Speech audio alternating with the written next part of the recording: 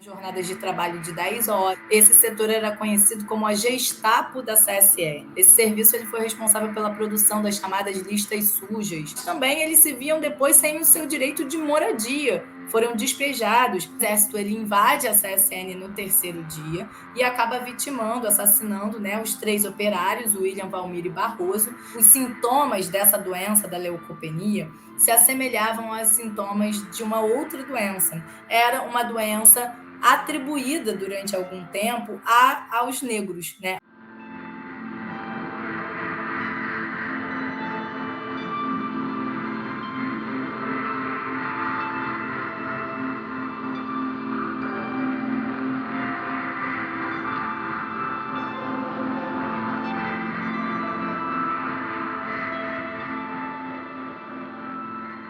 Eu sou Ícaro Brum, do jornal GGN, e hoje eu vou conversar com a pesquisadora Alejandra Esteves, que coordenou a pesquisa sobre a CSN no projeto A Responsabilidade de Empresas por Violações de Direitos durante a Ditadura.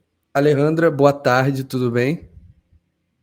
Boa tarde, Ícaro. Um prazer estar aqui com vocês. Antes de fazer a primeira pergunta, essa entrevista aqui ela faz parte de uma série especial que a TV GGN está desenvolvendo em parceria com os pesquisadores. E teremos uma playlist aqui no canal com todas as entrevistas. Alejandra, eu queria começar te perguntando sobre a relação da CSN com os militares. Ele é anterior ao golpe militar, né?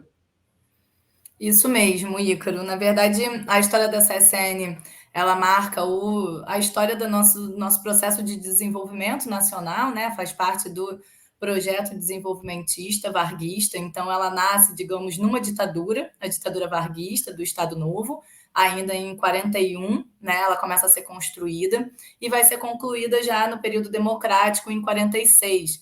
Ela nasce, portanto, com uma forte articulação com os setores militares, né? Se a gente for ver, por exemplo, a genealogia das direções, no sentido da administração da própria empresa, as principais direções, né, os cargos de direção, vão ser ocupados por militares. E, além disso, a gente tem, né, articulado com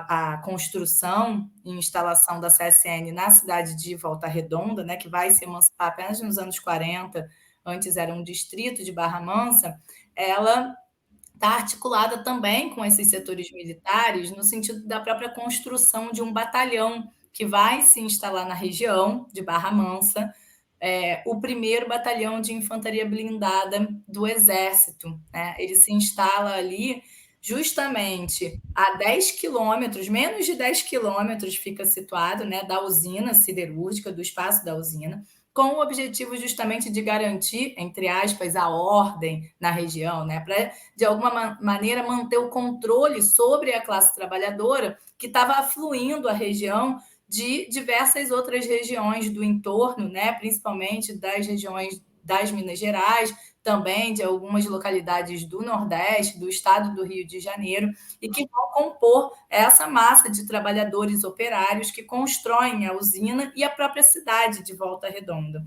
Então, essa relação ela é anterior ao golpe, né, de 64, e, obviamente, ela se fortalece, se incrementa no contexto pós-64, vai ganhar contornos específicos nesse novo contexto de autoritarismo de Estado. Mas durante a guerra, a CSN ela foi considerada de interesse militar, né? O que Isso. fazia, o que dava para os militares de tão interessante assim para a CSN? Ela era tão relevante para ser Isso considerada de interesse militar?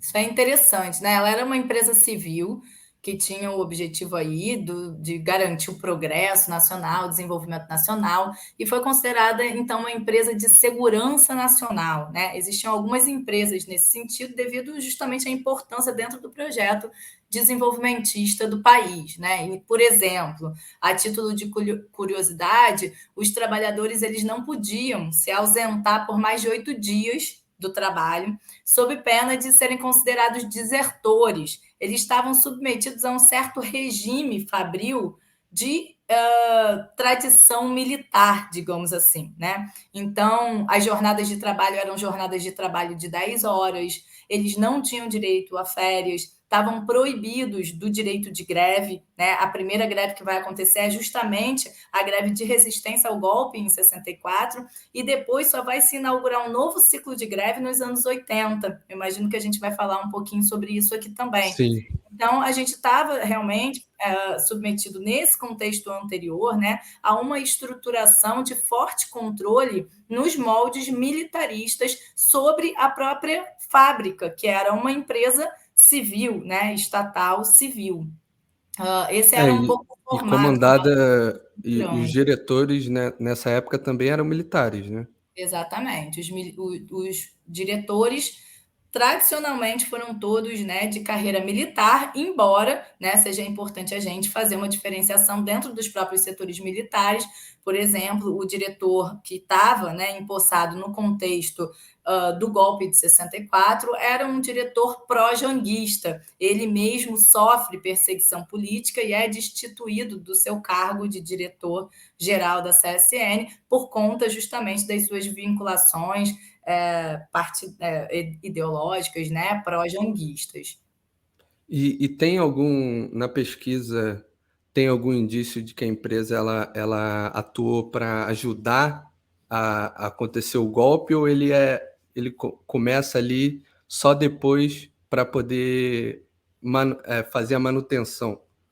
Não, a gente tem, né, a CSN ela tinha um forte controle sobre os seus trabalhadores antes mesmo da ditadura militar, através de um setor em especial, que participava do setor da administração da usina, que era o Departamento de Segurança da Usina, o DSU. Esse departamento ele funciona desde 41, quando a CSN começa a ser construída, até o ano de 91, segundo os registros que a gente conseguiu localizar nos Então documentos esse que a esse gente trabalhou. departamento esse departamento, ele era específico da CSN? Esse departamento era um departamento interno da estrutura administrativa da CSN. A gente consegue localizar esse departamento no organograma da empresa.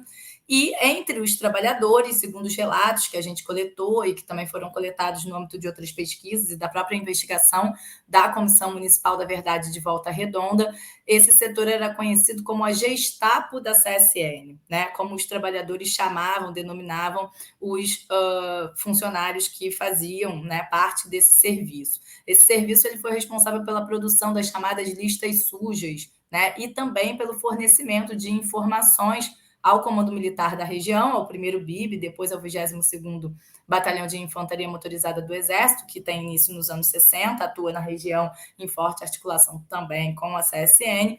E os trabalhadores, então, eles estão submetidos a esse forte controle, e esse setor em especial, também o setor do RH, vai ter um papel muito ativo no fornecimento de informações ao Comando Militar da região e também na demanda por ação repressiva no espaço fabril a partir, né, da ação dos batalhões que atuavam na região. Então, a gente encontra registros das duas formas, tanto no sentido da direção da CSN demandar a intervenção militar no espaço fabril, por alguma atividade considerada suspeita, subversiva, e também no fornecimento de informações que vão municiar as prisões e uma série de outras violações que vão ter lugar, né, na região do sul fluminense. E entrando assim na linha do tempo entre greves e perseguições, isso já mais próximo do golpe e durante, dentro lá da pesquisa, tem uma ação que para mim ficou muito clara como que a empresa ela lidava com a relação dela com os militares, que é a questão do comício lá do João Goulart, que fizeram uma lista, né? Você pode contar para a nossa Essa audiência como história que foi é isso? muito interessante, né? Ela mostra como, né, a estrutura militar ela atua se valendo desse lugar, né, de controle, fornecimento, controle dos dados dos seus trabalhadores. Esse evento ele foi um evento, né, por ocasião do comício da Central do Brasil, no dia 13 de março de 64.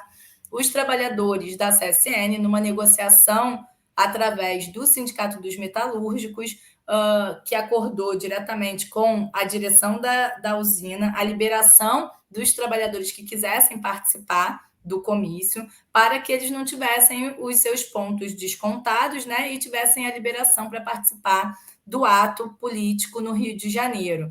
O setor do RH, então, solicita que o sindicato colete o nome dos trabalhadores e o número de matrícula desses trabalhadores interessados que iriam participar do ato, para que eles pudessem ser, o seu dia de serviço pudesse ser computado normalmente. Isso assim é feito, e no contexto do pós-golpe, quando se instala um inquérito policial militar em 64 para apurar as atividades ditas subversivas no interior da CSN, essa lista é resgatada do setor do RH, e esses trabalhadores são incluídos na lista, né, dos trabalhadores subversivos que vão responder ao inquérito policial militar. 77 trabalhadores são incluídos e respondem a esse inquérito no contexto do imediato pós-golpe. Parte desses trabalhadores que não tinham efetivamente um envolvimento direto com o sindicato. Então, isso é um elemento interessante também da gente perceber, né? E, inclusive, nessa listagem, numa das listagens que a gente teve acesso, que está depositada no Arquivo Nacional, no fundo do SNI, a gente tem notícias, né? Eles marcam, os setores militares, marcaram com um L os trabalhadores considerados lideranças do movimento sindical. A gente tem, da lista dos 77 trabalhadores listados, a gente tem 23 trabalhadores marcados como lideranças, o que nos mostra que uma grande maioria dos trabalhadores que responderam ao inquérito policial militar sequer envolvimento tinham com o movimento sindical. Então, embora a gente saiba que o golpe de 64 foi movido contra a classe trabalhadora, justamente por conta da sua articulação política que vinha sendo organizada no contexto anterior, né, da redemocratização dos anos 50 e do início dos anos 60, a gente observa que essa estrutura repressiva ela foi mais abrangente do que o controle e a repressão contra o movimento sindical em si. Né? Agora, é um movimento sindical, efetivamente, que é responsável por fazer o trabalho de oposição e resistência ao regime militar. E que, recorrentemente, em ciclos históricos diferentes durante o próprio regime militar, acaba sendo responsável pela rearticulação, né, da coletividade, da classe trabalhadora no seu coletivo. Então, aí essa lista ela foi entregue depois para os militares, depois foi utilizado ali quase que a atuação da CSN era basicamente a de ser um dedo duro ali dos próprios funcionários, era basicamente isso, né? O papel desse setor, né, do DSU, Departamento de Segurança da Usina, ele teve a função de fornecer os dados que municiaram as prisões e o indiciamento desses trabalhadores. Então, o DSU ele vai ter esse papel ativo, inclusive no fornecimento não só dos nomes dos trabalhadores, mas do número de matrícula desses trabalhadores e do próprio endereço onde esses trabalhadores moravam. Uhum. Então, muitas das prisões são efetuadas no contexto do golpe dentro da empresa, como a prisão, por exemplo, do Lima Neto, que era o diretor, né, o presidente do Sindicato dos Metalúrgicos na ocasião. Vai efetuar algumas prisões na rádio siderúrgica, né, uma liderança sindical vai também resistir reeditando a cadeia da legalidade lá do Brizola, em 54, e também alguns trabalhadores vão ser presos na sede do Sindicato dos Metalúrgicos, que também vai aglutinar um número de trabalhadores sindicalistas que garantem ali, né, a resistência ao golpe, mas nos 2 meses subsequentes ao dia 1º de abril, a maioria das prisões vão ser efetuadas nas próprias residências dos trabalhadores. Então, parte das prisões são efetuadas na própria fábrica, né, nos setores da usina siderúrgica, obviamente facilitados pela ação da direção da CSN, mas uma outra parte significativa das prisões são efetuadas nas residências dos trabalhadores. E apenas isso foi possível por conta do fornecimento da direção da CSN, desse setor em especial, dos endereços dos seus trabalhadores. Eles não teriam, né, o comando militar da região não tinha esses dados à sua disposição. Então, a gente observa justamente essa articulação bem construída entre as autoridades militares e as autoridades empresariais na repressão política aos trabalhadores. Não, e até assim, a CSN, ela tinha as casas tinha as casas da empresa que os trabalhadores moravam, né? Então eles tinham com muita facilidade o local onde moravam os trabalhadores de lá, né? Essa é uma questão importante da gente falar, né? Porque durante muito tempo a comissão, mesmo a Comissão Nacional da Verdade, focou os seus trabalhos em grande parte nas graves violações aos direitos humanos, né? Quer dizer, nos crimes de tortura, desaparecimento forçado, os crimes de estupro, os crimes de assassinatos. Mas, na nossa pesquisa, a gente vem dando uma grande ênfase a outras violações que não são consideradas graves violações de direitos humanos, mas que constituem violações de direitos, né? E no caso da CSN, que era uma empresa moldada no formato, né, do que a gente chama de uma empresa company town, quer dizer, a instalação da empresa na região acaba forjando a construção da própria cidade. E essa empresa ela fica responsável não apenas pelo controle dentro da fábrica, mas também no próprio espaço urbano. A CSN ela era responsável pela manutenção das casas, né, que ela fornecia aos trabalhadores, inclusive como mecanismo de barganha. Tem vários relatos nesse sentido do exercício de poder de várias chefias com relação aos seus subordinados, no sentido de receberem ameaças. Bom, se você não andar na linha, você pode perder a sua casa. Eu vou aqui notificar o seu mau comportamento. Então, existia uma construção ideológica da usina como a empresa-mãe, aquela que tudo provê aos seus trabalhadores, não apenas o trabalho, mas também a moradia, também a educação. Por exemplo, ela cria uma escola, a Escola Pandiaca Lógeras, o hospital é o hospital da usina, o hospital da CSN, né, que garante a saúde para os seus trabalhadores e as famílias dos trabalhadores, os equipamentos urbanos, de maneira geral, de lazer, a construção dos clubes sociais, que a gente vai provavelmente comentar já já. Então, a gente tem, né, uma empresa que ela detém o poder não apenas dentro do espaço fabril, mas também no espaço urbano. E que no contexto de repressão política, como após o golpe de 64, esses trabalhadores eles são afetados não apenas com a perda dos seus empregos, muitas vezes, a inclusão em listas sujas, a cassação dos seus mandatos, no caso dos trabalhadores engajados no movimento sindical,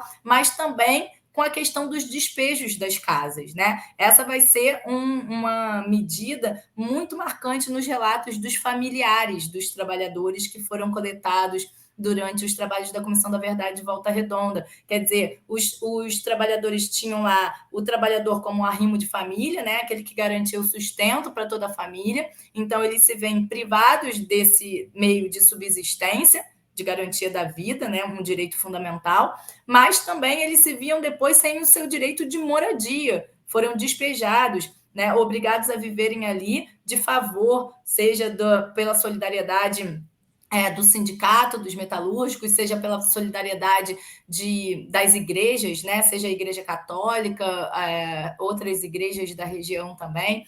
Então, a gente observa esse impacto na vida coletiva da cidade, né? Que se estende para muito além do próprio trabalhador diretamente atingido. E isso é um ponto para a gente fundamental, né? Que a gente vem levantando na pesquisa. Esses trabalhadores, eles a gente observa assim o que a gente vem chamando de uma verdadeira diáspora familiar, porque no momento em que os trabalhadores se veem sem o chefe, né, da família ali que garantia o provento, o sustento da sua família, as mulheres elas tinham, né, um papel de cuidado da casa e da própria família, né? Então elas se veem sem esse sustento, sem esse meio de subsistência, sem o meio de moradia, e muitas se viram obrigadas a dispersarem os seus filhos para outros familiares cuidarem. Um mandou um filho para a avó, outro para a tia, outro foi trabalhar, né? E a família então se viu impedida do seu direito de estruturação do próprio núcleo familiar, né? Esses efeitos eles são efeitos muito mais prolongados e nefastos do que determinadas violações mais concretas e palpáveis. E tem um relato também de uma esposa de um funcionário que comenta que lembra do dia que aconteceu, né? Porque tem também a questão da humilhação, de você ver o seu marido sendo preso ali, não se sabe muito bem o que vai acontecer com ele, tem todo esse terror psicológico também na situação, né? Isso é muito interessante, né? Porque primeiro a gente dá destaque também a um papel feminino muito importante que não foi muito explorado, né, ou visibilizado em outros estudos sobre os impactos da ditadura. E esses relatos aparecem, são relatos fundamentalmente femininos, né, das esposas dos trabalhadores atingidos ou dos seus filhos. E no caso das esposas, elas relatam primeiro esse drama, né, de como garantir a segurança da própria família, ao mesmo tempo conseguir localizar o paradeiro, em muitos casos, do seu esposo, né? E também garantir ali a visita. Muitos ficaram em regime de incomunicabilidade nos primeiros tempos. E elas falam justamente da mobilização de um certo lugar da mulher, né? Como a mulher era vista naquela sociedade, para tentar justamente obter informações sobre os seus familiares e, enfim. Uma coisa interessante nesse processo é que os trabalhadores registrados, indiciados nesse inquérito policial militar, em 64, eles foram. Esse processo foi arquivado, eles não foram condenados, né? E nenhum deles, né, na verdade, né? Nenhum deles foi condenado, porém, muitos ficaram de alguns dias até 6 meses, né, Até na 6 meses, prisão. né?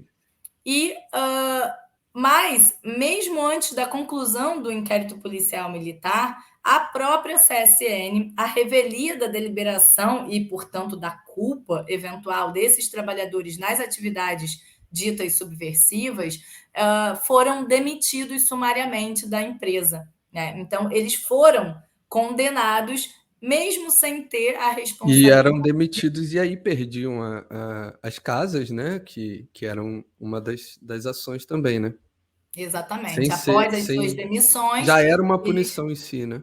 já era a própria punição. Então, a CSN ela foi mais punitiva do que as próprias autoridades militares nesse contexto do imediato pós-golpe, né? Isso que eu acho que é importante a gente ressaltar e ter noção, né? Para além do papel de mobilização da intervenção militar no espaço fabril, que a direção da CSN pactua, a gente tem um papel mais ativo da própria CSN na efetuação das punições no imediato pós-golpe. E quando eles eram pegos, assim, eles eram acusados de quê? Esses trabalhadores, no contexto do IPM, né, de 64, eles foram acusados por terem participado do Comício da Central do Brasil, alguns deles, outros Uhum. por terem aderido à greve do dia 1º de abril, em resistência ao golpe de 64, né, ao golpe que estava ali sendo desferido nesse contexto, para além das próprias lideranças sindicais também. Então, principalmente dois setores da usina, a fábrica de estruturas metálicas e o CRM, são setores que agregavam trabalhadores de alta qualificação, inclusive, né, e vão ter um papel muito ativo na adesão a essa greve e a resistência ao golpe. Eles saem do trabalho para o almoço e não retornam. Então, a adesão à greve se dá nesse sentido. Eles alegam corrida aos armazéns, ou seja, um contexto, né, de meio caos social, caos urbano, e teriam ido aos armazéns e aos mercados para fazerem suas compras e garantirem ali o sustento nos dias vindouros. E essa justificativa, né, que os setores operários dão, mas é a justificativa suficiente para que os militares possam mover um inquérito policial militar, lembrando que essas prisões, né, foram prisões arbitrárias, elas foram prisões massivas e arbitrárias. Esses trabalhadores responderam ao inquérito policial militar ou no primeiro BIB, em Barra Mansa, ou na AMAN, em Resende, né, que eram as duas Eles, estruturas militares próximas à usina. os dois, quando eles realizavam essas prisões, elas foram realizadas e eles ou iam levados para Barra Mansa ou para Amã. Só tinham esses dois locais, e era nesses locais que, por exemplo, ocorriam torturas e eles ficavam ali até 6 meses presos sem poder se comunicar com ninguém. Exatamente. No caso dos que foram encaminhados para a mão, uma dificuldade maior ainda, né? Porque essas famílias eram famílias de baixa renda, né? Que tinham uma dificuldade de deslocamento, inclusive. Como eu falei, essas mulheres elas eram responsáveis, né, pelo cuidado dos filhos pequenos em geral, então tinha uma dificuldade de deslocamento. Isso aparece muito nas memórias dos filhos dos operários presos também. Alguns um pouco mais velhos iam junto com as mães ou pediam para as mães para poderem ir ver os seus pais, porque se passou muito tempo, né, com a ausência desses familiares no espaço da casa, passando uma série de dificuldades. A gente tem notícias de um relato, né, de uma esposa, de um trabalhador que relata os impactos de torturas sofridas por esse trabalhador já no imediato pós-golpe, embora os relatos de torturas físicas mais sistemáticas eles se concentrem após o AI-5, principalmente no contexto de 69, no nosso caso de Volta Redonda e Sul Fluminense. A gente tem o relato da dona Brasilina, que fala que o seu marido, o seu Lainor, sofreu torturas, né, nesse momento da prisão. Ele chega a ficar 6 meses preso, e quando ele retorna fedendo a criolina, segundo ela, e com muitas sequelas mentais, né, psicológicas, com muito medo, de maneira que ele, de fato, perde completamente a sociabilidade com o resto, né, da Já família e tinha da sido sociedade. demitido também. Ele tinha sido demitido já, exatamente, e ele depois, né, vai piorando, esse processo dele vai se agravando, de maneira que ele acaba internado numa clínica psiquiátrica, e a dona Brasilina acaba sendo ali responsável por garantir, né, um pouco a unidade da família e também o cuidado com ele. E ele sofria muito de perseguições, ele não podia ouvir barulho de um jipe que ele lembrava do tempo da prisão. Ele relatava, né, um ódio muito forte aos militares. Então, isso tudo aparece de forma muito clara no depoimento da dona Brasilina também. Mas são registros mais isolados de torturas físicas que a gente encontrou nesse primeiro momento, né, do pós-golpe. Quer dizer, uma série de arbitrariedades foram praticadas, mas as torturas físicas elas se concentram no pós-AI-5. Embora a gente tenha uma série de relatos de torturas psicológicas, quer dizer, a instalação do terror. A gente também tem notícias de uma desagregação da sociabilidade nos próprios bairros dessas famílias, um processo de isolamento dessas famílias, porque parava lá, como uma das familiares relata, né, os carrões do exército na frente da residência, e aquilo gerava já uma comoção e um medo das outras famílias, que passavam a parar de se relacionar com aquela família que estava sendo investigada, indiciada, Uhum. sem nem mesmo saber, né, se era responsável, Com medo culpado. também de sofrer a mesma represália, né.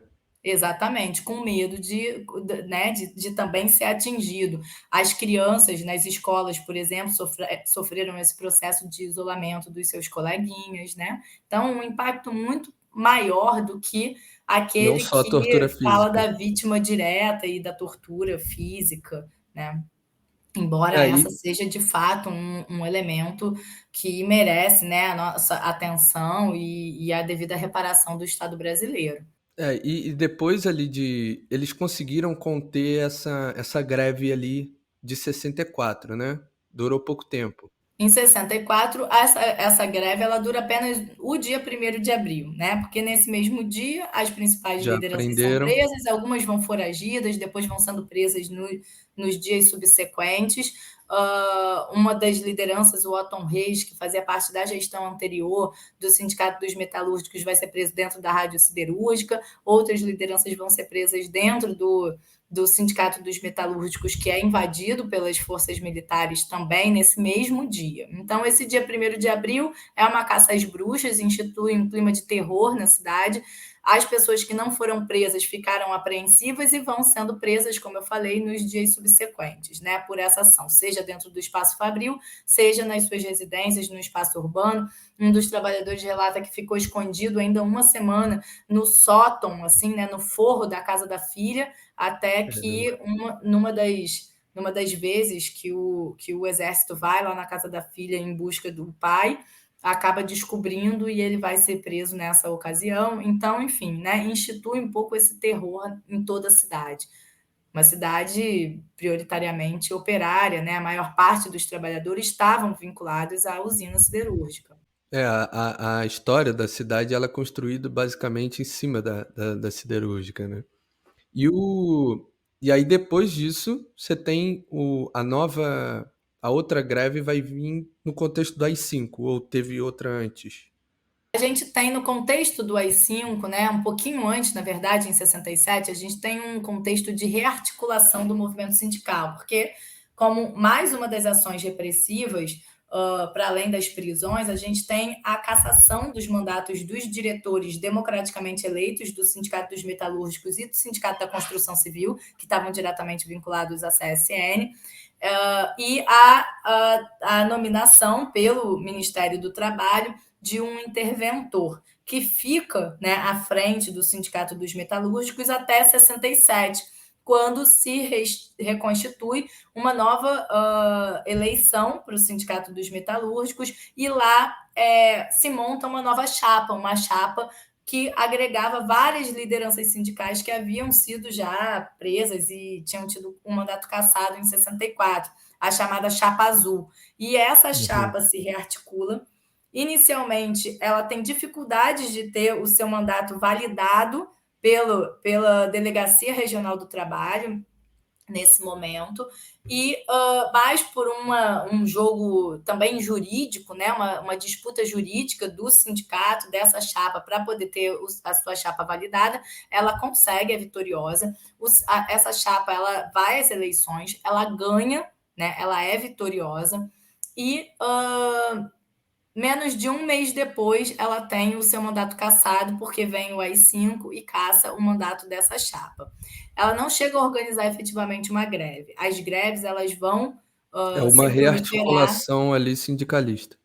Ela faz esse contexto de rearticulação, né, do Sindicato dos Metalúrgicos. Isso vai ser importante porque durante muito tempo se pensou que o movimento sindical ele deixa de existir depois do golpe de 64, só vai se rearticular nos anos 80, e no nosso caso não é verdade. Já em 67, em 68, há um processo de rearticulação operária de várias lideranças, inclusive nessa ocasião da rearticulação da Chapa Azul, um dos diretores eleitos, né, pela Chapa Azul vai ser o Genival Luiz da Silva, o primeiro operário a prestar depoimentos à Comissão da Verdade de Volta Redonda, e ele vai ser preso 2 vezes, respondendo a um inquérito específico, né, vinculado aos trabalhadores relacionados nessa chapa, e ele vai preso no primeiro BIB, e lá a gente tem justamente os relatos do primeiro grande ciclo de torturas físicas que os trabalhadores sofrem ali. O Genival vai ser uma das vítimas diretas, né, atingidas, junto com um outro trabalhador também, diretor do sindicato. O Genival, então, ele vai relatar, né, as torturas sofridas nesse espaço. O Dom Valdir Calheiros, que é um bispo da região relacionado à ala progressista da Igreja Católica, vai tomar conhecimento das torturas sofridas por esses trabalhadores no antigo batalhão, né, no batalhão, no primeiro BIB, e ele então se apresenta, né, ao exército como preso também político, né, criando ali uma crise entre autoridades militares e a autoridade católica. Ele pega um relato por escrito, um manuscrito, relatando as torturas que o Genival estava sofrendo.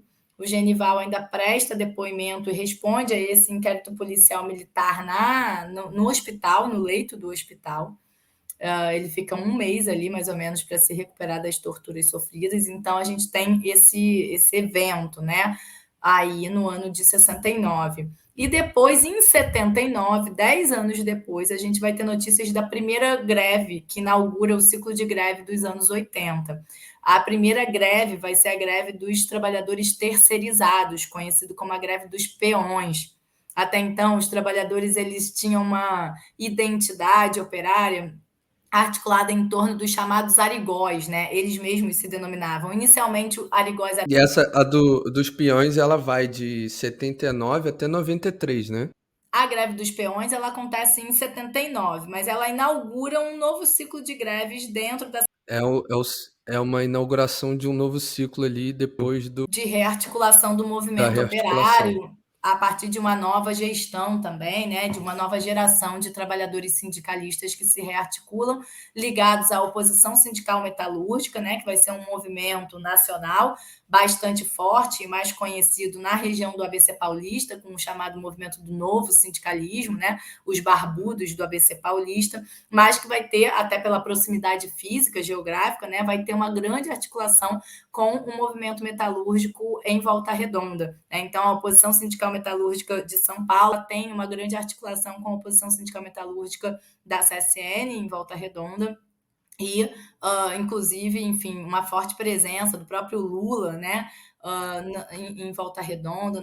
A greve dos peões de 79, ela vai ser a primeira greve que inaugura esse ciclo e é uma greve diferente das outras, porque é uma greve dos trabalhadores terceirizados da CSN, que tinham vínculos, né? Então isso também é importante a gente registrar, como a repressão política da CSN se estendeu não só sobre os seus trabalhadores diretamente fichados, né, que eram contratados diretamente pela CSN, mas também se estendeu aos seus trabalhadores das empresas terceirizadas. Inclusive, essas listas sujas circulavam entre essas empresas da região.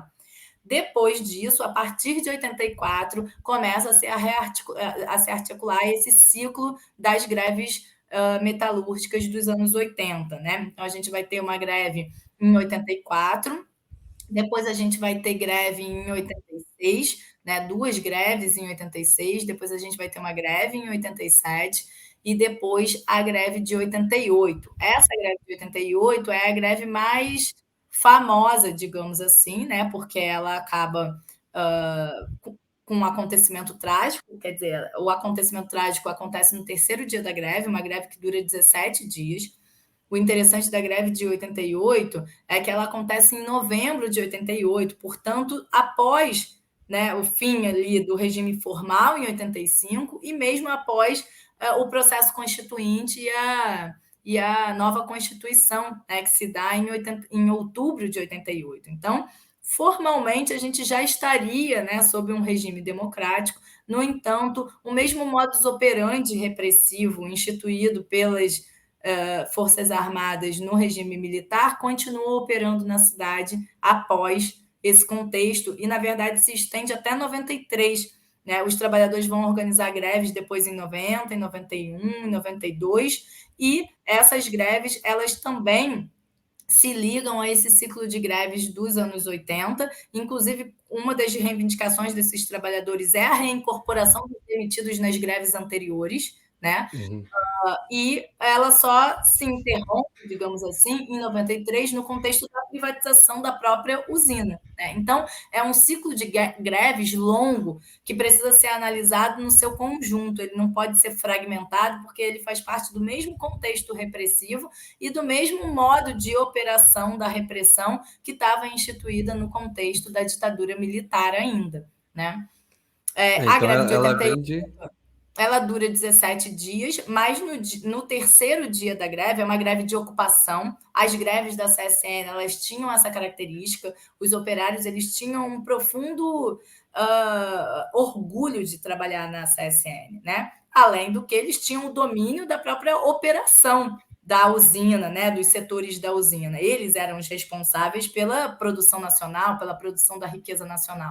Tem até uma parte, eu não sei em qual ciclo que isso acontece, mas tem um relato sobre os trabalhadores conversando para poder manter algumas operações funcionando até mesmo durante a greve. Eles se preocupavam que alguns setores eles tinham que ser monitorados para não acontecer algum problema ali, né? Então essa ideia de que os militares que estavam preocupados com o funcionamento, na verdade, os próprios trabalhadores se interessavam em manter algumas partes funcionando que eram importantes, né? Exatamente. As greves precisavam ser greves de ocupação, porque determinados setores da usina não podem paralisar as suas operações sob pena de danificar os equipamentos, né? Que são equipamentos muito caros, enfim, o próprio alto forno precisava ser constantemente alimentado. E, em geral, para os militares efetuarem as repressões sob o pedido da direção da CSN no Espaço Fabril, a gente tem a alegação de preservação, proteção do patrimônio da usina, né? Esse era o argumento formal que justificava a invasão das Forças Armadas, né, das forças repressivas no interior da usina. No entanto, a greve de 88, ela mostra isso claramente, né? Quer dizer, não eram os militares que poderiam dar conta do funcionamento e da preservação do patrimônio. Quem dava conta da preservação e proteção desse patrimônio eram os próprios trabalhadores, que sempre na organização e articulação das suas greves, pensou que as greves precisavam ser construídas como greves de ocupação, justamente pensando na proteção do patrimônio da CSN. Em 88, a articulação foi a mesma, uma greve de ocupação. O Exército ele invade a CSN no terceiro dia e acaba vitimando, assassinando, né, os 3 operários, o William, Valmir e Barroso, e ferindo mais de uma centena de trabalhadores, né, saem feridos dessa ação. Além disso, no primeiro dia, eles já cortam a rede de água, alimentação. Então, isso é muito interessante, porque dá origem também a um processo de solidariedade dos cidadãos da cidade para com os grevistas, para a gente ter ali uma noção da legitimidade que a greve assumia, né, frente à própria população da cidade. Então, como a CSN, como estratégia para desmobilizar os trabalhadores na greve, cortam a água, a rede de comunicação era o primeiro que se fazia, né? Mas a água e a alimentação que se fornecia dentro da usina, bom, esses trabalhadores vão ficar lá como, né? Como é que eles vão sobreviver? Então, a cidade, né, e principalmente as famílias desses operários, se cotizaram, sob a liderança também dos setores progressistas da Igreja Católica, se cotizaram para fazer os alimentos e davam pelas grades da usina as quentinhas, né, as marmitas, para os trabalhadores poderem se alimentar dentro da usina e a greve poder existir. Então, foi uma greve que transcende a mobilização dos próprios trabalhadores funcionários da CSN, mas que envolveu também a própria população da cidade. No terceiro dia, esses trabalhadores são assassinados, a CSN é ocupada, os trabalhadores evacuam a usina, né? A cidade de Volta Redonda vira uma verdadeira praça de guerra nesse processo repressivo. O Dom Valdir ele celebra um velório público na Praça Juarez, hoje chamada Praça Juarez Antunes, bem em frente a uma das entradas principais da CSN, com uma mobilização gigantesca, né? A cidade inteira vai para esse velório. Os corpos são velados ali, os familiares dos funcionários assassinados, muito jovens, né, vão ter um papel de destaque ali nesse processo. A CSN fica desocupada 5 dias, quer dizer, fica desocupada pelos grevistas e ocupada pelas forças militares, até que no 6º dia, né, eles precisam retornar, os trabalhadores retornam à ocupação da greve para que eles possam operar os equipamentos e garantir Porque senão que ia quebrar, a algumas siderurgia, máquinas. senão as máquinas iam ficar fora de operação, e a greve resiste até o 17º dia. Ela é uma greve vitoriosa, embora na memória coletiva da região a gente tenha como uma greve muito traumática, justamente por conta desses assassinatos, né? Mas ela é uma greve vitoriosa na conquista das principais reivindicações que estavam colocadas naquele contexto. Ela consegue, principalmente, uma das principais reivindicações era a diminuição do turno de 8 horas para o turno de 6 horas, justamente nesses setores de Maior carga de risco. trabalho mais intensa, né, como o setor do alto forno e da aciaria. Então, foi uma conquista muito grande que foi preservada até recentemente, e agora teve uma reversão também nesse quadro, e o turno voltou a ser um turno de 8 horas, um processo de perda de direitos dos trabalhadores, né, que, enfim, não se restringe também a esse passado ditatorial, mas que continua com uma série de outras estratégias de perda de direitos no contexto do neoliberalismo. Isso foi agora, né? Já depois da privatização, E isso, depois da que privatização, retornaram. foi em 2018, eu acho, ou 19.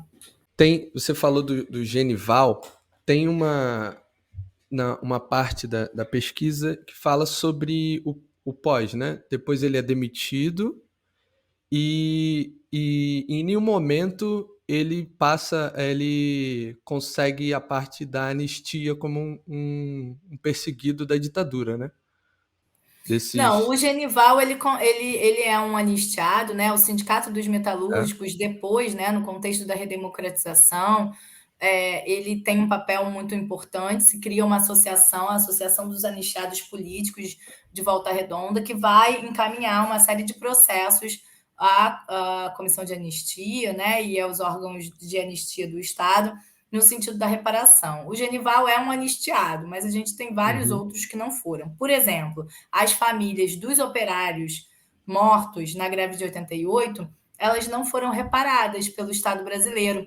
Elas entraram, né, numa eram famílias muito humildes, né, que na ocasião foram, segundo elas, mal orientadas, e elas acabaram aceitando um acordo que a CSN fez para indenizar as famílias desses trabalhadores pelas mortes dos seus funcionários, né, dos seus familiares.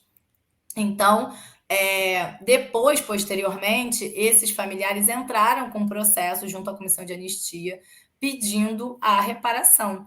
Só que a comissão alegou que eles já haviam sido reparados por conta desse por acordo, causa do né, acordo. de má fé que a CSN fez com os seus familiares. Então, esse processo ele ainda é uma questão, né, em aberto, porque no nosso entendimento e no entendimento dos familiares, não foi efetuada a justiça nesse caso, né? Foi um acordo de má-fé que foi firmado entre a CSN e os familiares por desconhecimento, e hoje eles têm o seu direito à anistia vetado. Né? Então, os familiares e os casos de graves violações que a gente tem na região não são casos em que esses familiares foram reparados. É uma das questões que a gente trabalha também no nosso relatório. A Associação dos Anistiados Políticos ela deu entrada em 112 processos junto à Comissão de Anistia. Mais ou menos a metade desses processos foram deferidos e os trabalhadores foram atendidos nos seus direitos, né? Mas outros não foram. E, né, quase a outra metade não foi. E principalmente porque eles se encontram fora do escopo de atendimento da comissão de anistia, porque foram funcionários demitidos nas greves posteriores, essas greves que eu contei para você, né? Uhum. Então, essas greves, elas estariam fora do escopo da comissão de anistia e nos impõem um desafio, e um desafio para o Estado Justamente brasileiro. essas vítimas é um contexto posterior, né? Está no contexto que estaria fora, né, do período da ditadura militar, e a comissão de anistia abrangeria ali o contexto até outubro de 88. Hum. E várias dessas violações aconteceram no contexto posterior, que estaria fora do escopo da comissão de anistia. Então, isso coloca para a gente um desafio para o próprio Estado brasileiro resolver. Né? Pera lá, então, se a comissão de anistia não pode resolver, mas essas demissões e essas violações acontecem por conta dos contextos repressivos anteriores, então a gente precisa pensar, né, uma solução do ponto de vista jurídico e do ponto de vista político para que essas famílias sejam reparadas nos seus direitos, né? E aí, na questão da memória também, tem o monumento lá chamado 9 de novembro, né? O monumento, que é na Praça Juarez, que, que foi, que foi inclusive atacado no dia seguinte, né? Exatamente. Depois dessa comoção, né, da greve de 88, o movimento sindical, que estava bastante, sai fortalecido, né, dessa greve, e ele então articula a construção desse monumento, o Monumento 9 de Novembro. Dia 9 de novembro foi o dia do assassinato dos três operários, William, Valmir e Barroso. Esse monumento é encomendado para o Oscar Niemeyer, um comunista, né, que projeta o monumento.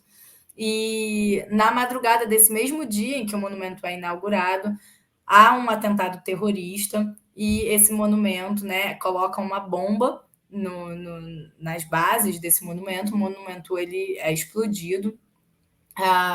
As investigações né, as informações que a gente tem das investigações mostram para a gente que a bomba né, que foi detonada ali era uma bomba produzida pelo Exército Brasileiro, então a ação seria de responsabilidade do Exército Brasileiro. Há um indício, né, que ligaria poderia ligar à ação da própria usina, porque o explosivo ele também era usado em algumas unidades da CSN, principalmente nas áreas de extração de minério de ferro, como em Casa de Pedra, em Conselheiro Lafayette, aqui em Minas Gerais, pertinho. Mas a gente não tem comprovação, né? Fica como um indício apenas, né? Nunca chegou um resultado. Não chegou porque as investigações, na ocasião, que poderiam ter sido conduzidas de maneira a, de fato, apurar os fatos, não aconteceu da maneira correta. E passado muito tempo, a gente não tem mais condições, né, de verificar efetivamente a responsabilidade. A testemunha que que ia depor, né, contando um pouco no inquérito policial que foi movido para essa investigação do atentado terrorista ao monumento, acaba sendo assassinado. No dia seguinte, ele ia prestar depoimento, né? Então, tem várias questões ali, né, tem questões suspeitas, obscuras nessa obscuras que a situação. gente de fato não tem como esclarecer passado tanto tempo. Na época, se alegava na cadeia de comando, né, a ação repressiva ao próprio Sarney, remontaria ao próprio Sarney, que era o presidente da época, quem teria dado de fato a ordem de reprimir a greve e também depois de eventualmente fazer essa ação. Né? E depois que teve esse ataque terrorista, entraram em contato com o Niemeyer para poder fazer, e a indicação dele foi que mantivessem os destroços como parte de memória do que ocorreu depois também, né? Exatamente. Então o Neymar falou: bom, ao invés de reconstruir, vamos manter mais ou menos, né? Vamos Vamos deixar. botar aqui as bases, mas vamos manter mais ou menos ele como está, para a gente lembrar, né, dos atos de autoritarismo de Estado que aconteceram no passado ditatorial e que continuam, né, como uma tônica existente na própria cidade. O interessante é que esse espaço ele se constitui hoje como um espaço, um lugar de memória, né, para todos os movimentos sociais. Em geral, as manifestações políticas, atos políticos da cidade hoje, né, e no contexto democrático, eles ou começam ou terminam na praça chamada Uhum. Praça Juarez Antunes. Então, é interessante também a gente perceber, embora ele fique meio exprimido ali no burburinho do centro da cidade, ele continua como um espaço simbólico e um lugar de memória importante para as lutas políticas do passado e do presente. E aí, até nesse contexto, você tem a questão do racismo institucional, que esses trabalhadores, até da greve lá dos peões, você tem porque é no momento que estoura a questão da descoberta da intoxicação do benzeno ali, e descobre-se que 68% dos trabalhadores que estão nessa intoxicação são trabalhadores negros. E aí dá para perceber que esses trabalhadores eram colocados em áreas de maior risco, de exposição a risco, justamente eram esses trabalhadores que ficavam nessa área, né? É justamente essa dimensão do racismo institucional da CSN, né, que diz respeito ao próprio racismo estrutural da sociedade brasileira, mas que se reflete de forma bastante específica no cotidiano da empresa, né? E diz respeito justamente a essa questão da saúde do trabalhador, o trabalhador da CSN que estava alocado nos setores de mais baixa qualificação, setores da aciaria e do alto forno, eles lidam, né, têm contato diário com esse produto químico, o benzeno, que apenas nos anos 80, em 87, vai ser reconhecido pela Justiça do Trabalho como um produto que causa, né, a doença do benzenismo, conhecida como benzenismo, benzolismo ou leucopenia, e o Ministério do Trabalho, então, reconhece essa doença como doença que afeta determinadas categorias, como a categoria metalúrgica e a categoria dos trabalhadores químicos. Esses trabalhadores, historicamente, né, isso vai ser reconhecido apenas em 87, mas já desde os anos 60, existem processos trabalhistas que denunciam, né, contra a CSN pela prática dela não reconhecer o direito desses trabalhadores por terem adoecido, né, uma doença por atividade laboral. Esses trabalhadores eram majoritariamente trabalhadores negros, né? Eles eram trabalhadores negros alocados nesses setores, primeiro por serem setores de mais baixa qualificação. A Volta Redonda era uma cidade que concentrava cerca de 65% da população de Volta Redonda, era uma população preta e parda, né? Então compunha a população negra da região, então já tinha uma alta concentração de trabalhadores negros, e nesses setores de mais baixa qualificação, eles estavam mais alocados ali do que nos setores de maior qualificação. Mas a gente tem notícias, através dos relatos de vários trabalhadores, de que não só havia naturalmente, digamos assim, né, ou historicamente, pela construção histórica do racismo estrutural na sociedade, uma alta concentração de trabalhadores negros nos setores de mais baixa qualificação, mas existiu também uma política institucional da CSN de alocar trabalhadores negros nesses setores, porque durante muito tempo, um setor, né, uma certa linha da medicina, alegava que os trabalhadores, os sintomas dessa doença, da leucopenia, se assemelhavam aos sintomas de uma outra doença, conhecida como anemia falciforme. E a anemia falciforme era uma doença atribuída durante algum tempo aos negros, né? Uma doença genética que estaria nos genes, né, no DNA dos negros. Então, a SN, ela dizia, não, esse trabalhador ele não está sofrendo de leucopenia, o que ele tem é a anemia falciforme, e ele tem anemia falciforme porque ele é negro. Então, começou a haver uma política institucional para não garantir os direitos dos trabalhadores que adoeciam pela prática laboral, de só contratar trabalhadores negros, e depois foi uma política orientada para isso, só contratar trabalhadores negros para trabalharem nesses setores, porque caso eles adoecessem, eles não precisariam garantir os direitos trabalhistas desses trabalhadores. Isso é uma briga que se posterga durante várias décadas. Em 87 é reconhecido esse direito institucionalmente.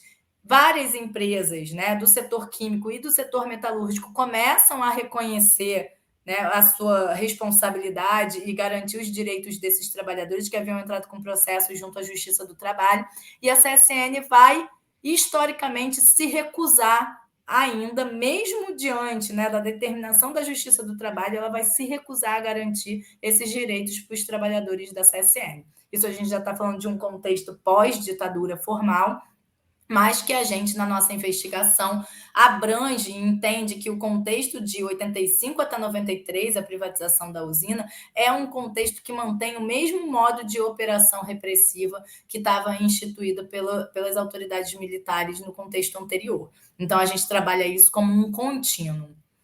Para além disso, né, Ícaro, tem a questão do racismo institucional que operava em outras esferas, para além da esfera, digamos assim, mais restrita à dinâmica do trabalho, tem a questão dos clubes sociais, né? A CSN, como a gente comentou, era uma empresa que estava lá cuidando de vários equipamentos da cidade, escola, e os clubes sociais também, os clubes de sociabilidade, que inclusive eram meio divididos hierarquicamente. Tinha o clube dos engenheiros, tinha o clube, né, dos funcionários, e eles eram estabelecidos pelas dimensões de classe.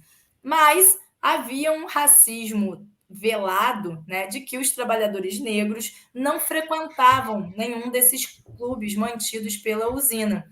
Não tinha nada determinado, né? A gente não pôde encontrar um documento que determinasse, mas os relatos mostram para a gente, né, recorrentemente, como esses trabalhadores eles não podiam frequentar o clube. Até que em 65, reconhecendo isso, veja lá, a CSN ela é inaugurada em 46, né? Em 65, depois de quase 20 anos dessa prática racista da usina, se cria um clube para os negros, que vai ser o Clube Palmares, né? E aí o Clube Palmares, então, ele tem essa função de agregar a negritude na sua sociabilidade local, no seu espaço de lazer, de produção de cultura, né? Um espaço onde os negros relatam que se sentiam bem naquele espaço, né? Porque não eram bem vistos e não podiam ingressar em outros espaços de sociabilidade. O Clube Palmares vai ser um dos primeiros clubes que agrega a negritude, que congrega a negritude do Brasil, né? Vem para a região personalidades como Abdias do Nascimento, a Lélia Gonzalez, né? Para você ver um pouco da importância que o Clube Palmares vai ter nesse processo, né, de garantir a sociabilidade da negritude. E isso se refere, inclusive, a uma construção no sentido das reparações históricas que a gente vem pleiteando no âmbito do projeto também. E esse clube ele funciona até hoje, né? Ele funciona até hoje, garantindo também espaços de formação, né, não só dos trabalhadores, né, mas da negritude na cidade, oferecendo espaços de sociabilidade, de cultura, de produção, seminários, enfim, uma série de atividades. O clube está lá firme e forte, felizmente, e agora está bastante engajado ou atento a essas investigações que estão em curso.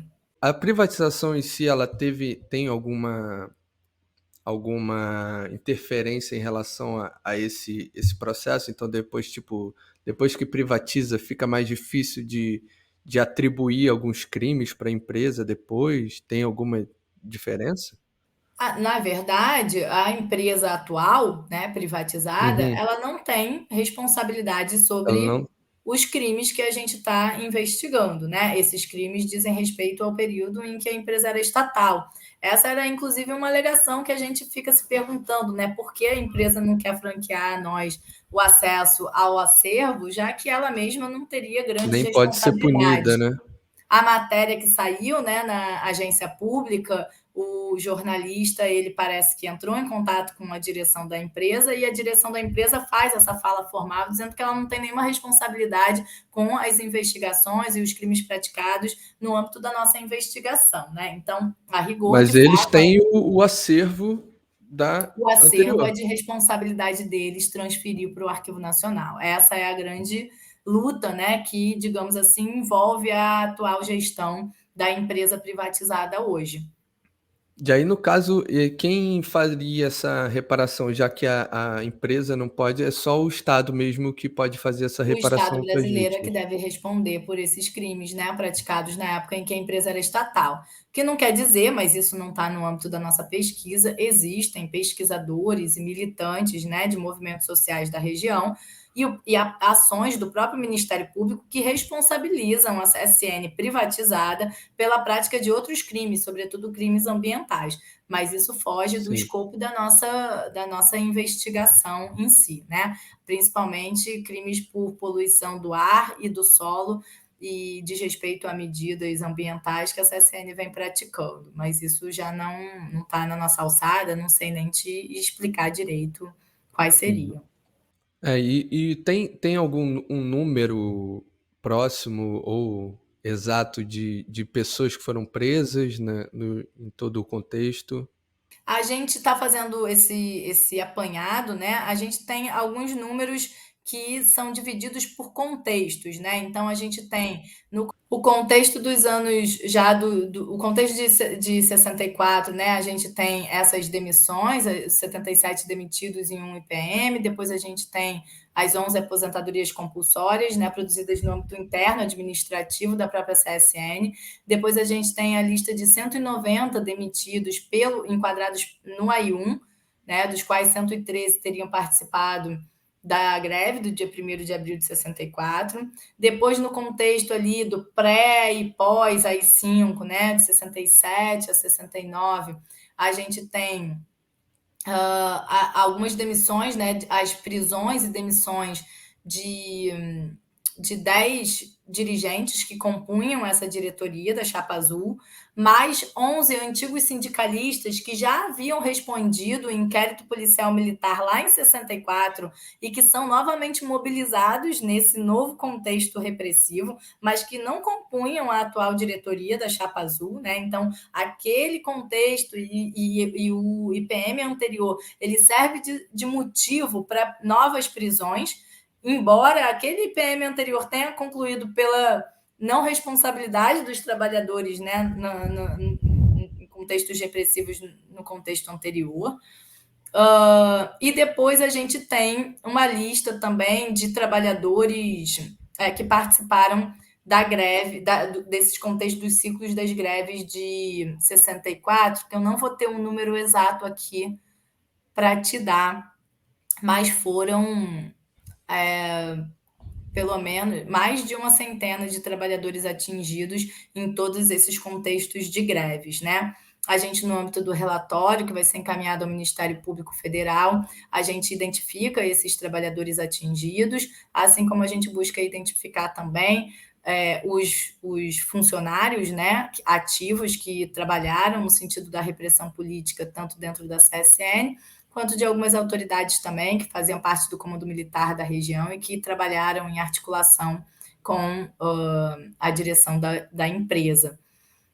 Então, a ideia é que, posteriormente, né, o Ministério Público possa também contribuir, né, com o seu papel em prol da proteção e garantia dos direitos dos cidadãos. E essa parte do relatório, você podia falar um pouco sobre isso? A proposta, né, da pesquisa em si, ela tem um caráter diferente, ela não se trata de uma pesquisa meramente acadêmica, né? Ela é uma pesquisa que foi fruto de um acordo, de um termo de ajustamento de conduta firmado entre a Volkswagen do Brasil e o Ministério Público Federal, o Ministério Público do Estado de São Paulo e o Ministério Público do Trabalho, no sentido da responsabilização da Volkswagen por alguns crimes cometidos durante a ditadura militar. Né? Então, a partir dessa comprovação, esse processo starta, né? Ele começa nos trabalhos da Comissão Nacional da Verdade e o movimento sindical se empenha ao longo desses anos nesse processo de responsabilização, primeiro da Volks e agora da investigação dessas 10 empresas. Então, fruto desse termo de ajustamento de conduta, a gente tem a publicação desse edital, que está sendo coordenado pelo Centro de Antropologia e Arqueologia Forense da Unifesp, que está dando margem a essas 10 investigações. A CSN foi uma das empresas, a gente, né, uma empresa estatal, a gente tem mais outras duas, eu acho que 3 empresas estatais também sendo investigadas, e as demais são empresas privadas. E a ideia é que a gente está trabalhando junto, né, com o próprio movimento sindical, tanto o movimento sindical da região, essa pesquisa não poderia ser realizada sem os trabalhadores, né, que foram diretamente atingidos, então eles estão participando com a gente desse processo, tanto no sentido de fornecer para a gente as informações necessárias, parte dos documentos, por exemplo, o Genival Luiz da Silva, né, que a gente comentou aqui, ele vai ter um papel central, não apenas porque ele presta o seu depoimento para a Comissão Municipal da Verdade, trazendo informações importantes, mas porque ele doa um material que hoje compõe o acervo do Centro de Memória do Sul Fluminense, que eu coordeno junto com outros professores da UF, que guarda essa documentação histórica do período da Comissão da Verdade de Volta Redonda, e a gente tem um acervo pessoal do Genival, aonde a gente encontra documentos importantíssimos que comprovam a responsabilidade da empresa, que a gente só encontrou no acervo do Genival. Né? Então, o papel, a importância, o engajamento dos trabalhadores é fundamental para a gente estar desenvolvendo essa investigação. E, além disso, a gente, no âmbito da pesquisa, né, que vai subsidiar eventuais processos de responsabilização empresarial que o Ministério Público venha a julgar necessário, importante para ser conduzido por eles, a gente tem feito, né, uma série de recomendações, digamos assim, de reparações que o movimento dos ex-presos políticos, dos anistiados políticos e de outros setores engajados, né, militantes, no campo da memória, verdade, justiça e reparação no Sul Fluminense, vem municiando a gente com o que eles gostariam, né, de ver feito passado esse período todo, passado, né, e conhecendo o que é mais importante. Agora, esse projeto tem um papel de garantia do direito à verdade e do direito à memória, né? Então, muitas dessas violações alguns trabalhadores não sabiam, né? A própria questão do racismo praticado pela CSL, ela vem ganhando mais visibilidade para os próprios militantes nesse contexto agora, né, da pesquisa. Então, esse trabalho de troca mútua entre o que a gente vem realizando enquanto pesquisador e o que os militantes vêm fornecendo para a gente de subsídios para a gente poder construir essa pesquisa. Então, algumas reparações a gente vem mobilizando nesse sentido. Uma delas é a gente pensar justamente o acesso público ao acervo da CSN no período em que ela era estatal. Existe Uhum. hoje uma ação civil pública movida contra a CSN para que esse acervo seja recolhido ao Arquivo Nacional, que é o órgão de direito. Hoje, o acervo das principais estatais estão públicos sob a guarda do Arquivo Nacional, como o acervo da Petrobras, o acervo da Eletrobras, da Telebrás, e o da CSN não está lá, porque a empresa se recusa a isso. Né? Ela diz que ela tem condições de guarda e que ela franqueia livremente o acesso aos pesquisadores, embora nós, no âmbito da nossa investigação, tenhamos enfrentado sérias dificuldades de acesso a essa documentação.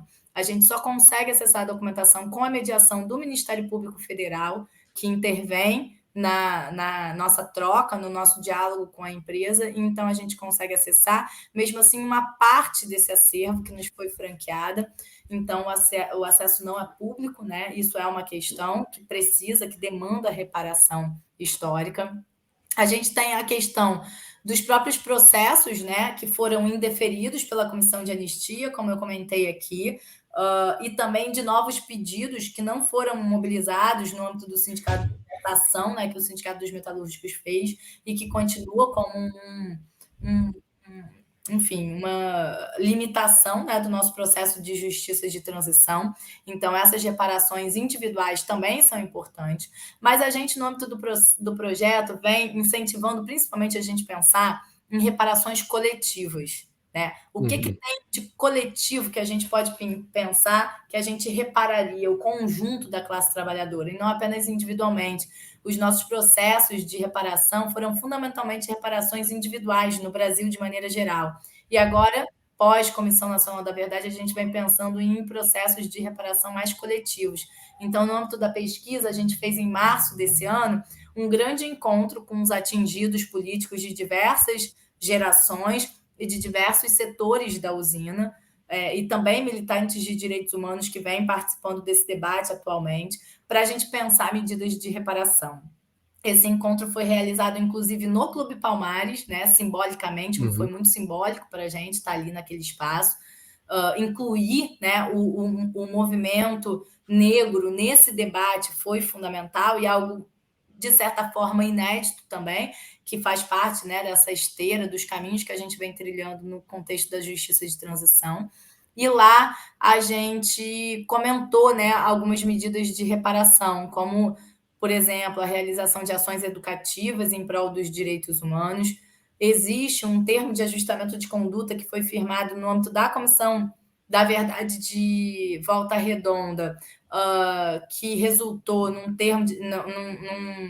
acordo entre o Ministério Público Federal e o município de Barra Mansa, que se compromete a preservar o espaço do antigo BIB, né, que eu comentei aqui, que serviu como centro de tortura e repressão para toda a região sul-fluminense, num espaço de interesse histórico sobre a ditadura militar, de preservação da memória, né, e que possa servir hoje para a promoção dos direitos humanos. Então, a partir daí, no âmbito do Centro de Memória do Sul Fluminense, que funciona na UF, a gente vem alavancando uma campanha de construção do que a gente denomina hoje do Museu do Trabalho e dos Direitos Humanos, que funcionaria no espaço do antigo batalhão, hoje Uhum. transformado em Parque da Cidade de Barra Mansa, numa perspectiva justamente de apagamento dessa memória, Sim. né, traumática, dessa memória sensível do período da ditadura militar.